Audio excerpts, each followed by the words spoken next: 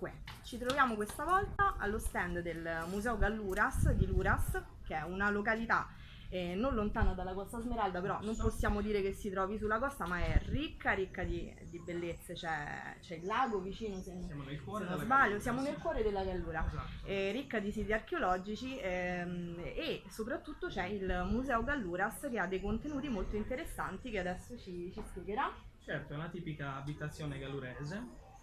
Poi vi è una particolarità, viene esposto il martello della femmina Gabadore. Allora, inquadriamo un attimino questa figura, apparentemente, io direi oscura, apparentemente macabra. apparentemente macabra.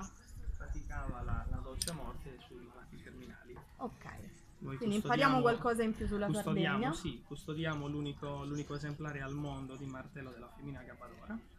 Questo è il manichino più rappresentativo, che rappresenta la signora. Naturalmente il martello non è l'originale, per vedere l'originale dovete visitare il Museo Galluras. Bisogna andare al Museo Galluras. Certo che sì. Ok, quindi possiamo dire la Cabadora era l'opposto della nutrice, se non sbaglio. Sì, la Cabadora non era l'opposto, era la stessa figura. La stessa figura. La levatrice del paese, colei che dava la vita e colei che poteva toglierla. Ok, perfetto. Dove si trova il Museo Galluras? Il Museo Galluras l'indirizzo? si trova di fronte al monumento ai caduti a Luras, sulla via principale. È aperto 24 ore su 24, senza limiti E tra l'altro con giornate. un'ottima guida, perché in Costa Smeralda ha partecipato anche ad una guida al Museo Galluras, quindi vi consigliamo assolutamente di andare. Noi vi aspettiamo Grazie. molto volentieri. Grazie a voi. Grazie.